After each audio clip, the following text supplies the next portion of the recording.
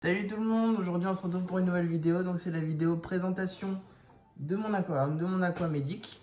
Donc dans cette vidéo je vais vous expliquer tout le matériel que j'utilise, que ce soit au niveau des produits, au niveau de l'équipement, au niveau comment est conçu le bac, du vivant et des souches de coraux, comment je les maintiens, en gros tout ce qui concerne mon bac.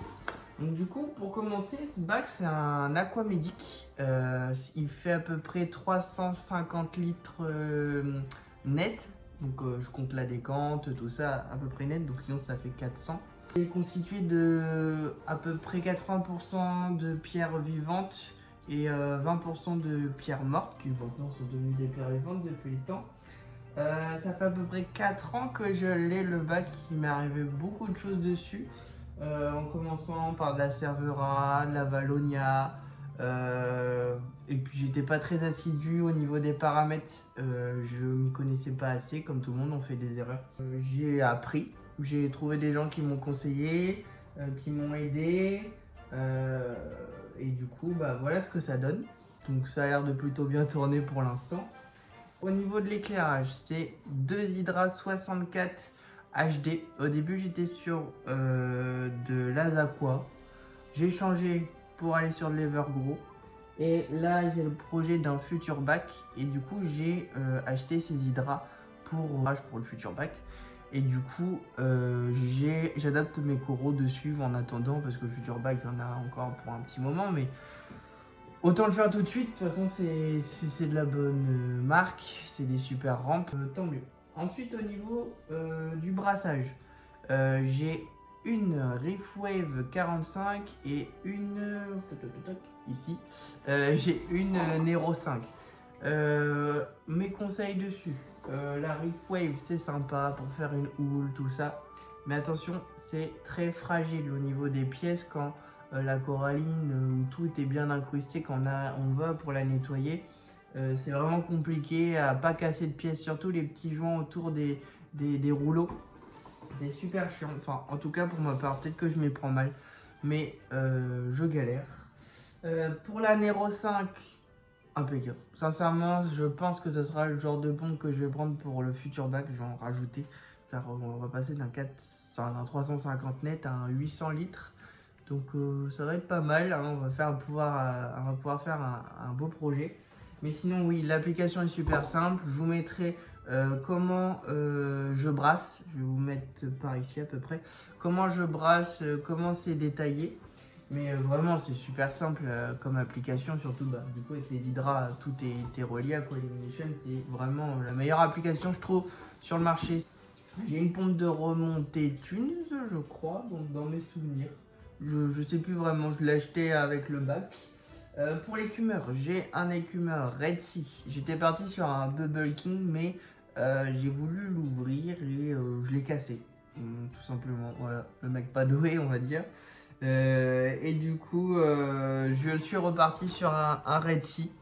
Celui-là que j'avais avant, ça marche plutôt bien. Écoutez, moi j'ai pas trop de problèmes dessus. Dans la décante, ensuite, on arrive sur un refuge de Chaetomorpha. Voilà, bon, le brassage n'y est pas. Enfin, il y a du brassage, toute la circulation se fait par ce petit compartiment, mais la Chaetomorpha, normalement, il faudrait qu'elle tourne, malheureusement. Là, elle tourne pas. Donc, je pense que je la maintiens, mais elle se développe pas vraiment. Donc, elle doit absorber certains nitrates, mais je pense pas qu'elle absorbe ce qu'il faudrait si elle était en mouvement. Donc, peut-être que je changerai pour de la colerpe dans le prochain bac, ou même dans celui-ci en attendant. À voir plus tard. UV, un petit UV aquamédic que j'ai mis il n'y a pas si longtemps, il y a à peu près 2 mois. Ouais, je tournais sans UV depuis 3 ans. Et je me suis dit que c'était plutôt pas mal de mettre un UV. Donc voilà, j'ai mis ça en place. Ma pompe doseuse, c'est une Rive Dose de chez Red Sea. Par contre, ça, impeccable. Chez Red Sea, elle est vraiment super bien cette pompe doseuse. J'ai aucun problème dessus, elle injecte vraiment bien les produits. Pour le belling, je suis chez Zoanthus. Bon rapport qualité-prix. En tout cas, enfin moi j'ai aucun problème. J'ai un souci sur mon bec parce que je commence enfin à faire des tests ICP, j'en faisais pas avant. Et sur mon bac, du coup, je rajoutais de l'iode tropique marin que je vous montrais en image. Je rajoutais cette iode. Je rajoutais, du coup, dans le belling, il y a les oligo-éléments prévus à mettre dans le KH, le magnésium et le calcium. Et dans ces oligo-éléments, du coup, il y a l'iode, la manganèse et tout. Mais c'est pas vraiment calculé. Ils mettent une quantité. Selon eux, c'est suffisant pour leur belling. Mais bref. Du coup, j'ai l'iode aussi dans le belling. Et en plus, sur mon 4e canot de ma pompe doseuse, j'ai rajouté les produits de chez Tropic Marin, éléments K+, de ce type-là, ces 2 éléments. Et du coup, j'avais aussi encore de l'iode. Et quand j'ai fait mon test ITP, bah, j'étais en surdosage d'iode. Du coup, j'ai stoppé l'iode pour l'instant. Au niveau de la population de poissons, c'est pas très bien, mais j'ai 3 poissons clowns, un noir et 2 classiques. J'ai eu un autre bac, un Blue Marine à l'époque, j'avais un 200 litres et du coup un 400. Et je m'en sortais pas avec le travail à gérer les 2 bacs, ça faisait double test, ça faisait double tout. Donc j'y arrivais pas. Et du coup, j'ai mis mes 2 couples que j'avais à l'époque dans le même bac, malheureusement. Bah, ils se sont alliés, on va dire les 2 femelles, donc une noire et une orange, un clown classique, se sont alliés, plus le petit mâle orange contre l'autre poisson clown noir mâle, s'est fait un peu tabasser. Et ensuite, j'ai un Tomentodus que j'ai depuis peu, bah, du coup depuis la vidéo déballage de chez Récif Atome, qui se porte à merveille, qui m'a éliminé toutes les Diptasias. Sincèrement, c'est un super poison. En tout cas, moi je l'ai pris, j'ai déjà pris des Tomentodus et ils n'ont pas fait long feu, ils ne mangeaient pas d'Eptasia. Enfin, ils ont fait un peu de temps, hein, mais ils ne mangeaient pas d'Eptasia, j'arrivais pas à les alimenter. Et là, celui de chez Récif Atome, en tout cas, il est parfait. Il a tout mangé et il est bien dans le bac. Et après, j'ai un petit Zebrasoma xanthurum. Qui est tip top, qui est trop mignon, que j'ai eu tout petit, vraiment tout petit comme poisson. Et il se porte à merveille. Vraiment, c'est. Voilà. Au niveau de la population, j'ai pas plus. Parce que bah, les poissons sont depuis un moment comme ça. Et je me vois mal ajouter d'autres poissons. Pour le moment. En tout cas, quand il y aura le transfert de bac, je rajouterai de la population, bien évidemment. Mon bac est plutôt orienté SPS. Il y a un peu de mou, il y a un peu de LPS, mais vraiment mon kiff c'est les SPS. Donc je vais vous mettre en image quelques coraux que j'ai.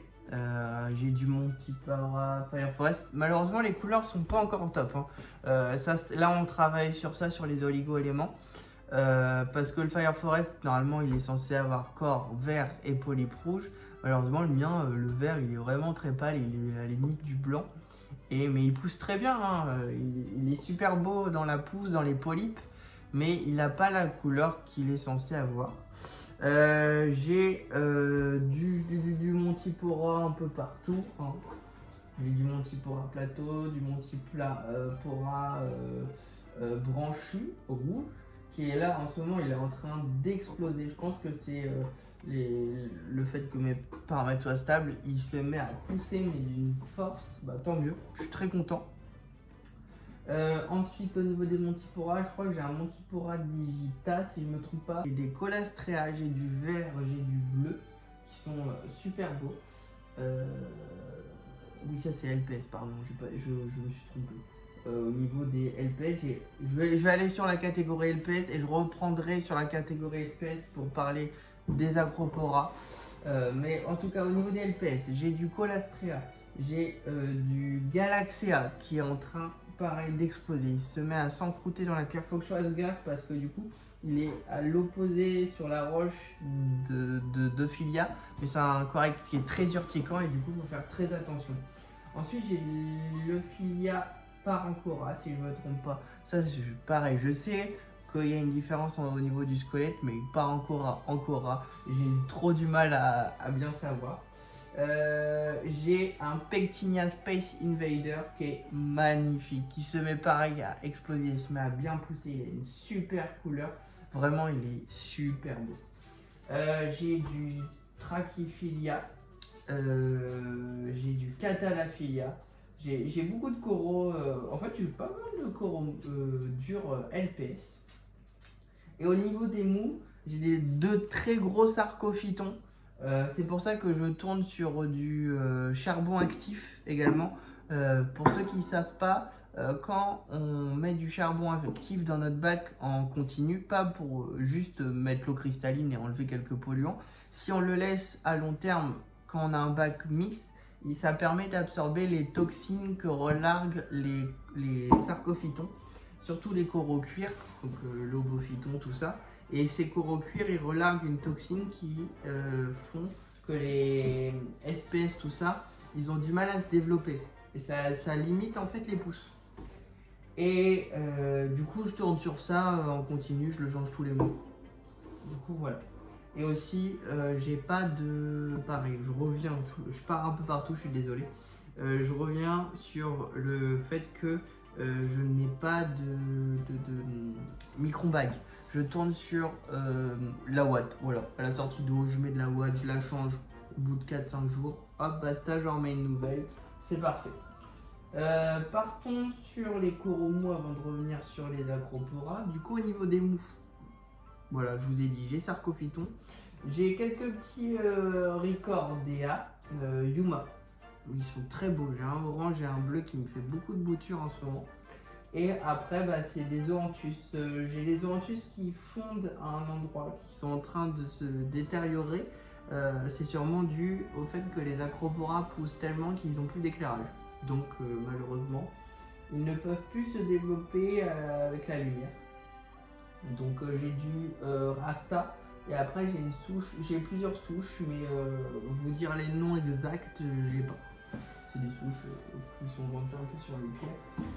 Et revenons au SPS, du coup, tout ce qui est type acropora.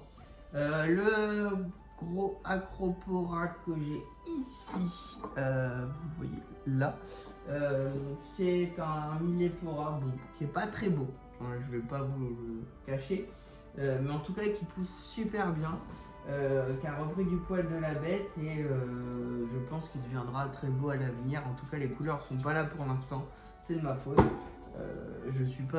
J'étais pas assez assidu dans les paramètres comme je le répète, mais maintenant c'est beaucoup mieux. J'ai du coup un Red Planet, comme vous avez pu voir dans la première vidéo. Non, vous n'avez même pas pu le... Enfin, vous l'avez vu, mais vous n'avez pas vu, il manquait la fin. Donc, vous l'avez vu aussi dans la deuxième vidéo. Et là, je vais vous remettre parce que il a bien changé. En l'espace d'un mois, il a déjà fait 3 nouvelles têtes. C'est incroyable. Enfin, moi, j'ai jamais vu. En tout cas, ça se voit que c'est vraiment des souches de aquaculture de chez Récifatome qui poussent vraiment super bien. J'ai un Joker qui est pas très vert, qui est pas l'eau. Pareil, toujours. C'est les oligo-éléments, ça va se travailler. Hein, on verra bien plus tard. Et après, j'ai aussi un Montipora Hulk. Et je vais vous mettre, j'ai un Acropora Pikachu qui était arrivé dans le bac, je l'ai acheté à un particulier et j'avais pas vu la souche exactement. On achète chez Pikachu, je prends. Je l'ai bien nettoyé au dip, etc. Mais quand je l'ai mis dans le bac, il avait juste les pointes jaunes. Donc je comprends pas, je me dis c'est pas vraiment un Pikachu comme on voit un peu partout. Et là, enfin, il se met à colorer un peu partout. Je vais vous mettre des photos du avant-après, il est nettement mieux.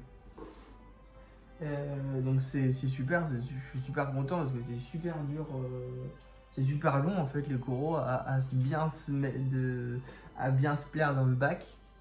Mais là ça part vraiment dans le bon sens. Après j'ai le Acropora Esper Rainbow que j'avais acheté aussi chez Récifatome. Malheureusement il se sentait pas bien où je l'avais mis, donc il y avait un petit peu la couleur avait changé, je voyais qu'il se développait pas, même que le tissu qu'il y avait sur le socle, ça n'allait pas, ça tenait presque plus même à la limite, pour vous dire que non, ça n'allait pas.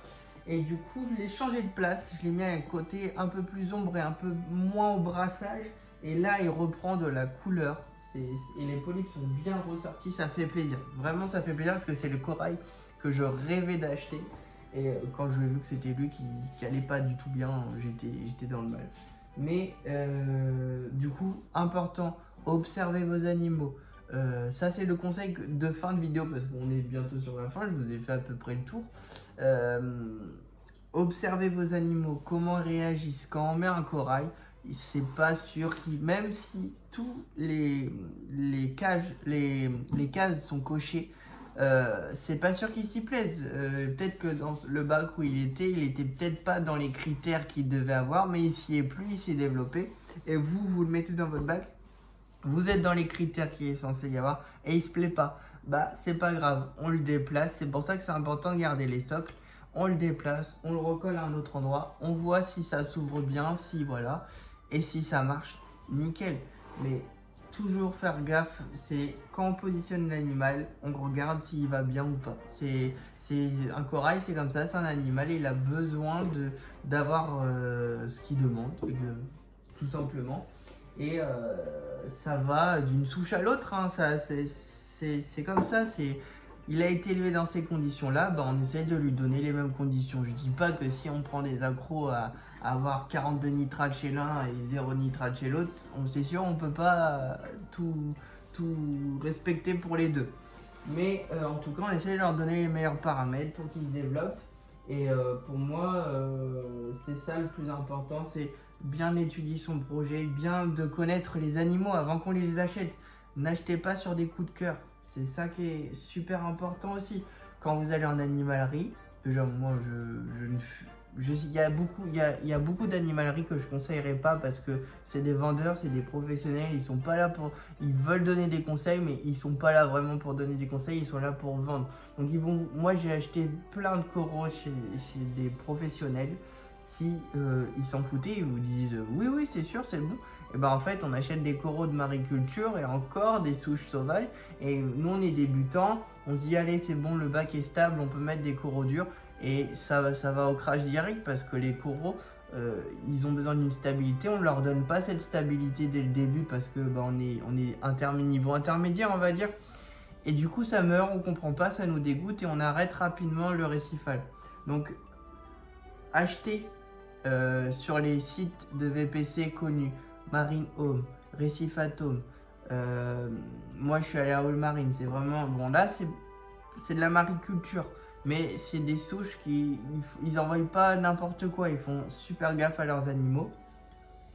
Pour en revenir à tout ce que je dis, en tout cas avant de faire votre bac, étudiez bien le projet, que votre bac soit SPS, LPS, mixte.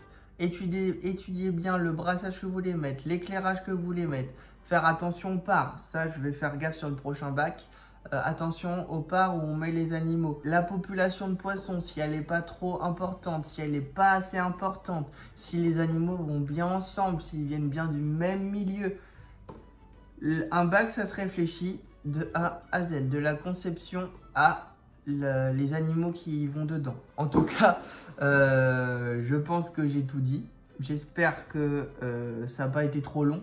J'essaierai de faire quelque chose d'assez dynamique, en tout cas au montage. Merci en tout cas pour les retours des 2 dernières vidéos. Vous êtes nombreux à vous abonner.